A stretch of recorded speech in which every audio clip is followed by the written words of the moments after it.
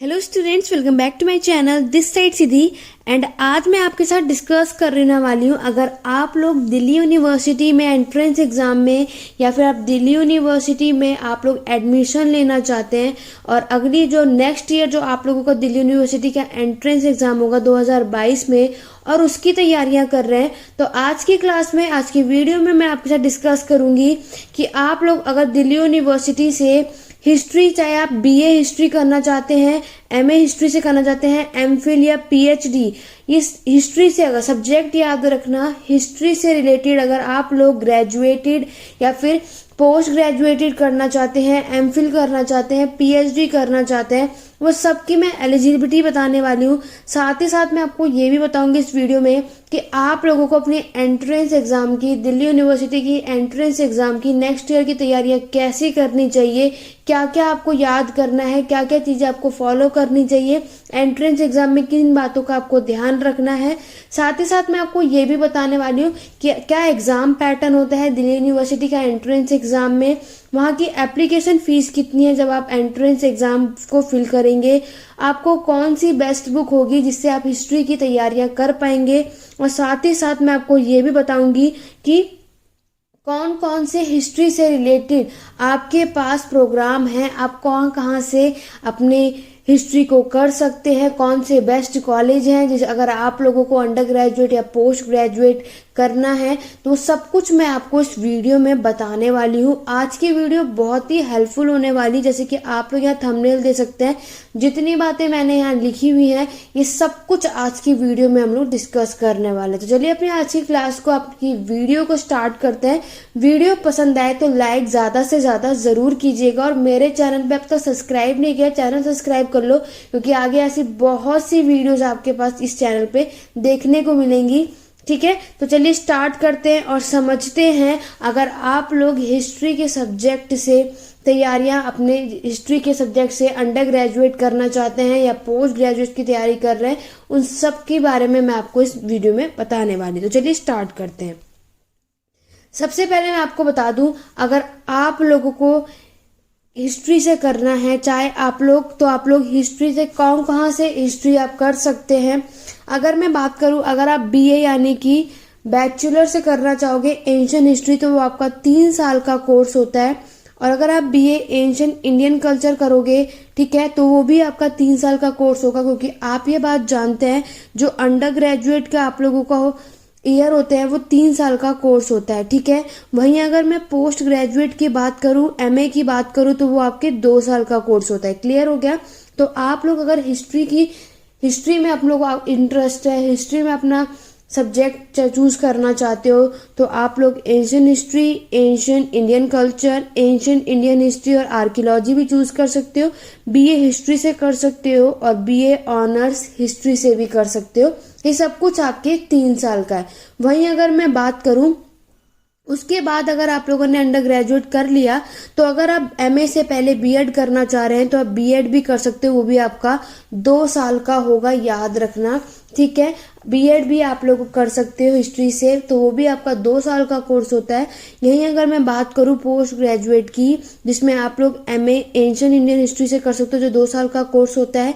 MA ancient history से करोगे वो भी 2 साल का होगा। सारे कोर्स 2 साल के होंगे, चाहे आप एमए एंशियंट हिस्ट्री और आर्कियोलॉजी करो, MA history of art, MA history, MPhil history, PhD भी करना चाहते हो मेडिएवल मॉडर्न से, या पीएचडी हिस्ट्री से करना चाहते हो, ये सब कुछ आप लोगों का 2 साल का कोर्स होता है।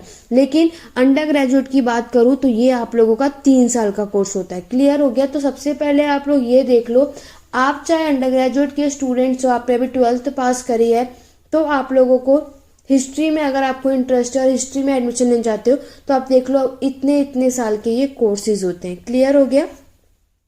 क्योंकि एमए करने के बाद बहुत से स्टूडेंट आपको पीएचडी भी करनी होगी, यूजीसी नेट भी आप लोग एग्जाम की तैयारियां करते हो, तो पीएचडी देने से पहले आप लोगों को यूजीसी नेट भी क्लियर होना चाहिए, तभी आप पीएचडी के लिए अप्लाई कर सकते हैं। क्लियर हो गया? आगे बढ़ेंगे और समझेंगे। अब एलिजिबिलिटी आपको जाननी पड़ेगी कि आपकी एलिजिबिलिटी क्या होनी चाहिए आपके इन कोर्सेज के लिए। तो सबसे पहले मैं आपको बता दूं, अगर आप बीए हिस्ट्री, अगर आप लोगों ने भी 12th पास करी है और बीए हिस्ट्री से करना चाहते हैं, तो आपको याद रखना आपकी कम से कम 50% होने चाहिए। ठीक है, आपके बोर्ड के एग्जाम में 50% आप लोगों के मार्क्स आने चाहिए। ठीक है, क्योंकि आप लोग जानते हो वो भी आर्ट साइड के स्टूडेंट, क्योंकि उन्हीं के पास हो सकता है, तो वही बच्चे इसको अप्लाई कर सकते हैं। ठीक है, अगर मैं बात करूं, याद रखना आपके बोर्ड के एग्जाम में 50% होना चाहिए, तभी आप बीए हिस्ट्री से अप्लाई कर सकते हो। यही मैं बात करूं एमए हिस्ट्री की, तो एमए हिस्ट्री वाले स्टूडेंट आपके कम से कम मिनिमम 55% से लेकर के 60% तो होने ही चाहिए। ठीक है, 55 से 60% आप लोगों के ग्रेजुएशन में होने चाहिए मार्क्स, तभी आप लोगों का एडमिशन एमए हिस्ट्री में आप लोग एलिजिबल माने जाओगे।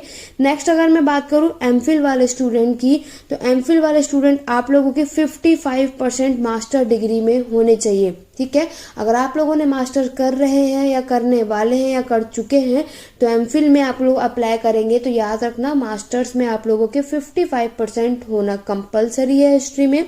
नाउ मैं बात करूंगी अगर पीएचडी वाले स्टूडेंट, तो पीएचडी वाले स्टूडेंट याद रखना आप लोगों को यूजीसी नेट क्लियर करना पड़ेगा। ठीक है, यूजीसी नेट क्लियर करोगे तभी आप लोग पीएचडी के लिए अप्लाई कर सकते हैं।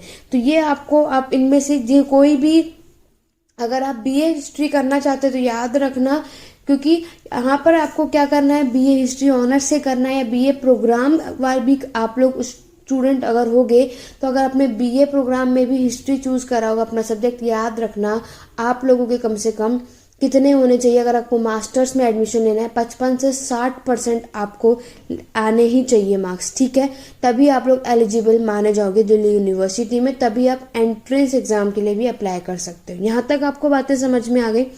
आगे अब बात करेंगे फीस की। अगर आप लोगों को अब यहाँ पे अब नेक्स्ट ईयर जब भी फॉर्म आएगा, उसके लिए मैं आपको जब भी ऑफिशियल नोटिस आएगा मैं आपको अपडेट कर दूंगी। उसके लिए मेरे चैनल को अभी से सब्सक्राइब कर लो। अगर आपने मेरे चैनल को सब्सक्राइब नहीं किया है तो मेरे चैनल को सब्सक्राइब कर लो। जब भी ऑफिशियल नोटिस आएगा एप्लीकेशन से रिलेटेड, आपका एप्लीकेशन फॉर्म निकलेगा दिल्ली यूनिवर्सिटी का नेक्स्ट ईयर, तो मैं आपको अपडेट कर दूंगी। साथ ही साथ एक प्रोसेस भी बताऊंगी कि आपको किस तरीके से अप्लाई कर सकते हैं। बट आप याद रखना एप्लीकेशन फीस की अगर मैं बात करूं, अगर आप लोग दिल्ली यूनिवर्सिटी में एंट्रेंस एग्जाम दोगे, तो जो भी स्टूडेंट SC, ST और PWD के जो कैंडिडेट हैं उनको 250 रुपीज़ देने पड़ेंगे अपने एंट्रेंस एग्जाम के लिए। और अगर मैं जर्नल और OBC की बात करूँ तो उन्हें 500 रुपीज़ पे करने पड़ेंगे अपने एंट्रेंस एग्जाम के लिए। याद रखना जब आप पे कर लोगे तो ये वापस आपको नहीं मिलने वाला है कि आज आपने इसको भर दिया फॉर्म और अब अगले दिन आपका मन हो रहा है कि नहीं यार मुझे दिल्ली यूनिवर्सिटी में एडमिशन नहीं लेना है, मुझे अपनी फीस वापस चाहिए। तो स्टूडेंट ऐसा आप नहीं कर सकते हैं, तो इन बातों का ज़रूर याद रखना। ये हो गया आपके एप्लीकेशन का प्रोसेस। ठीक है, तो अभी तक मैंने आपको बताया अगर आप हिस्ट्री में इंटरेस्टेड है, हिस्ट्री करना चाहते हैं, हिस्ट्री से कोर्स करना चाहते हैं, तो मैंने आपको बता दिया आप बीए कर सकते हैं, एमए कर सकते हैं और कैसे ancient history, modern history, medieval, ठीक है, एमफिल, पीएचडी सबका मैंने आपको बता दिया कितने परसेंट आने चाहिए तब आप लोग एलिजिबल हो गए। साथ साथ मैंने आपको फीस भी बता दी है। क्लियर हो गया?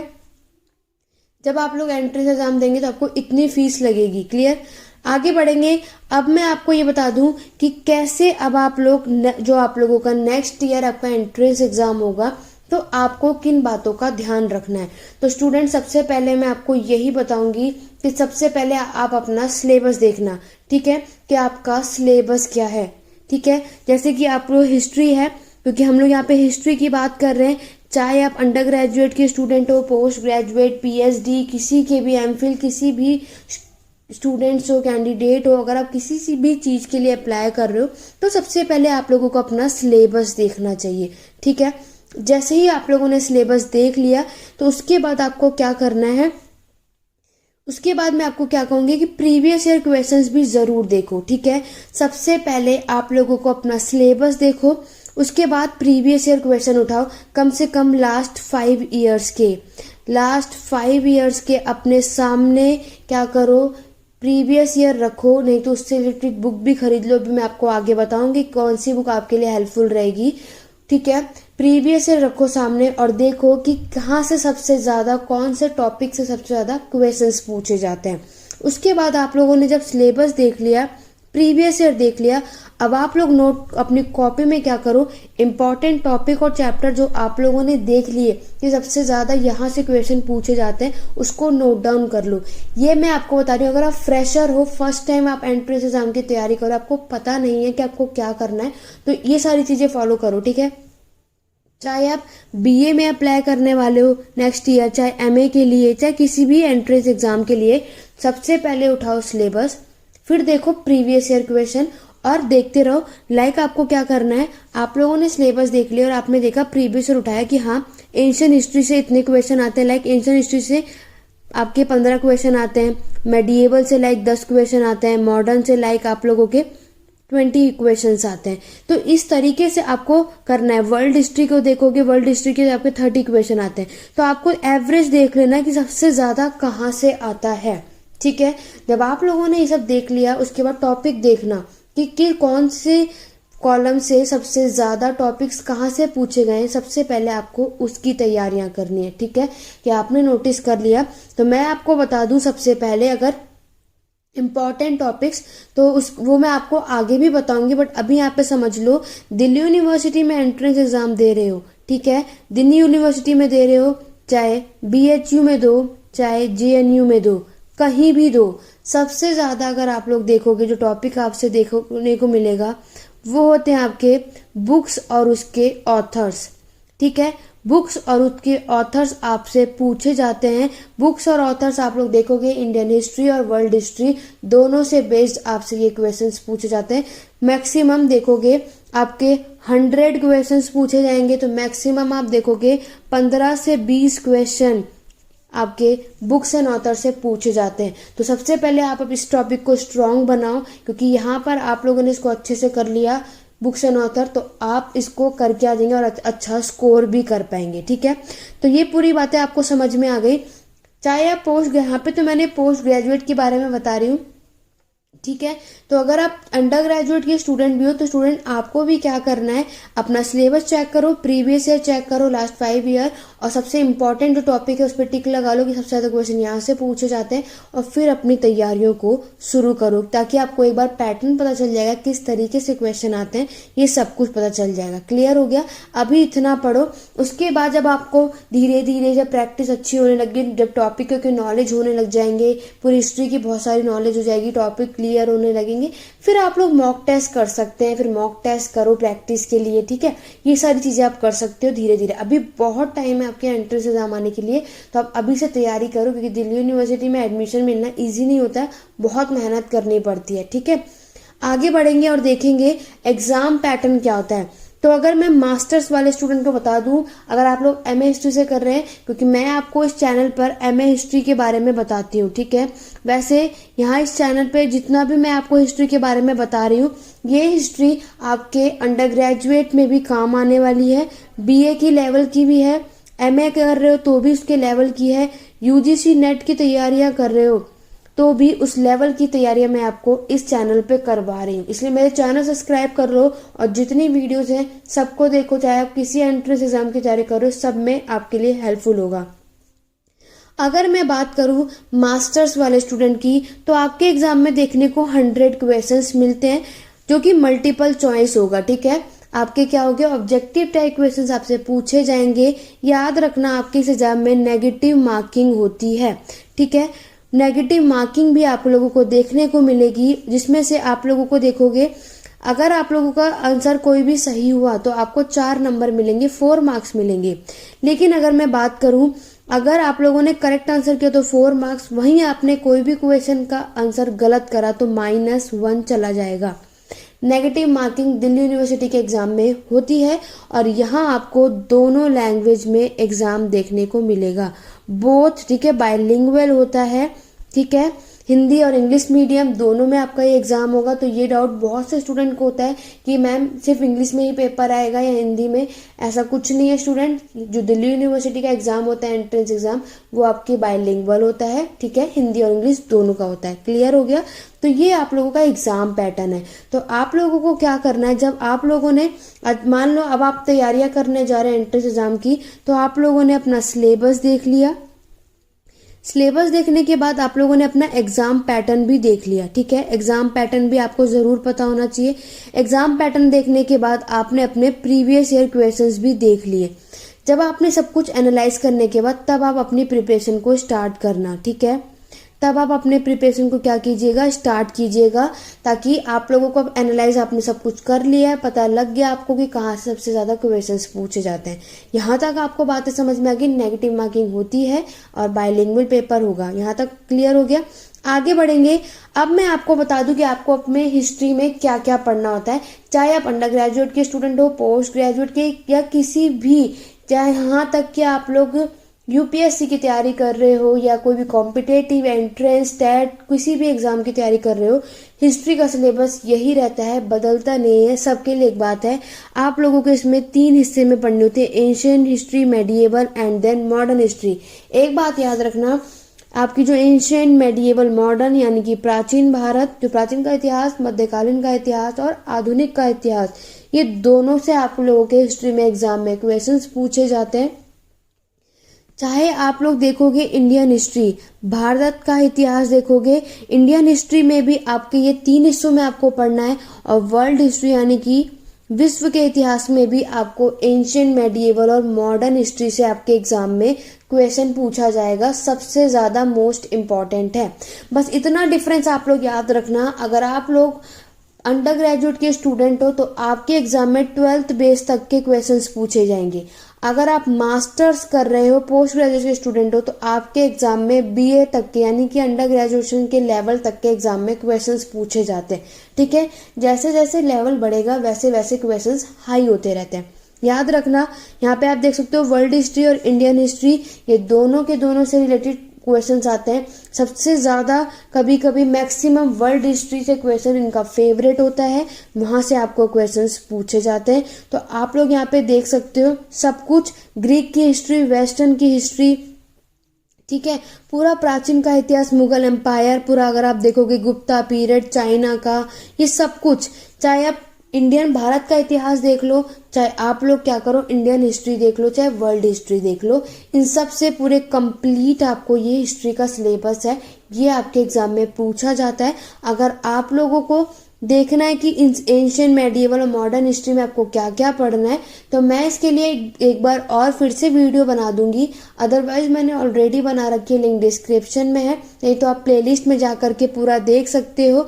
मैंने पूरा एंशिएंट से मेडिएवल तक का सिलेबस प्लेलिस्ट में देखो, वहां पे डाल रखा है कि आपको क्या क्या टॉपिक्स पढ़ने हैं और कौन सा टॉपिक पहले आता है, कौन सा टॉपिक बाद में, ठीक है। तो ये पूरा आपका हिस्ट्री का सिलेबस है, चाहे आप किसी भी एग्जाम की तैयारियां कर रहे हो। आगे अगर बता दूं, अब बात करते हैं, अगर आप लोगों को बुक्स चाहिए कि कौन सी बेस्ट बुक होती है अगर आप लोग एंट्रेंस एग्जाम की तैयारी कर रहे हो, उससे पहले स्टूडेंट मैं आपको ये बात बता दूं कि अगर आप लोग,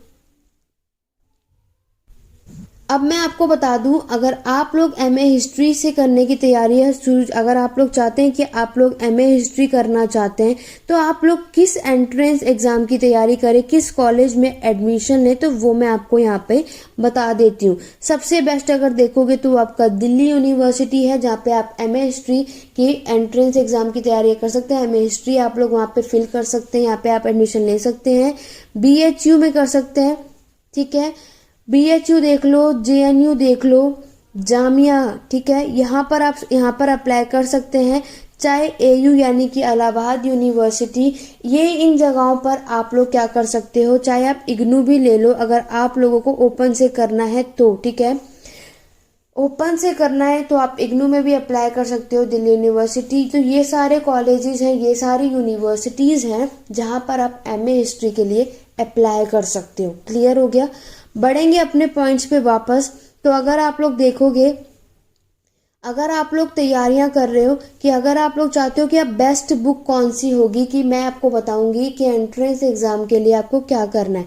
अगर आप जेएनयू की तैयारियां कर रहे हो, ठीक है, तो आप आर गुप्ता खरीद सकते हो। स्टूडेंट एक बात बता दूं, आर गुप्ता जो है ये प्रीवियस ईयर क्वेश्चन भी है और साथ में इसमें टॉपिक्स भी है।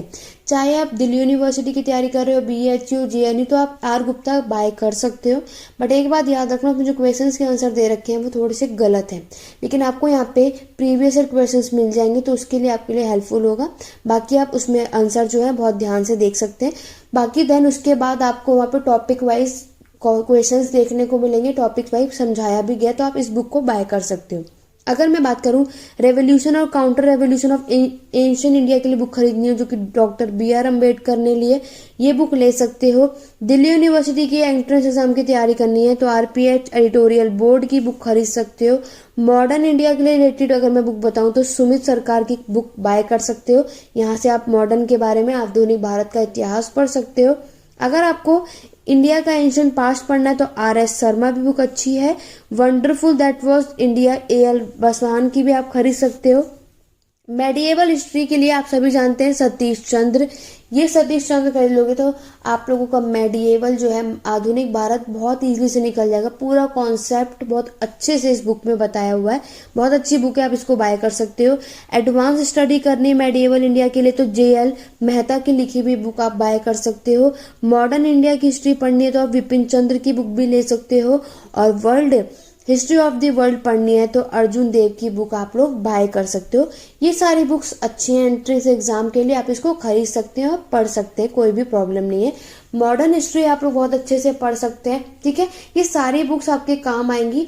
बाकी तो आप लोग क्या करो, पूरे टॉपिक्स कोई भी बुक ले लो, ऐसी कोई बात नहीं। अगर आप लोगों को भी कोई बेस्ट बुक पता है, क्योंकि टॉपिक्स आपको पढ़ना है, लेकिन अगर आपको प्रीवियस ईयर क्वेश्चन देखना है तो आर गुप्ता खरीद लो, या और भी कोई प्रीवियस ईयर की बुक्स होंगी वो जरूर बाय कर लो, ताकि लास्ट 10 ईयर के क्वेश्चन पेपर आपके पास हो, ताकि आप तैयारियां कर पाओ। क्लियर हो गया?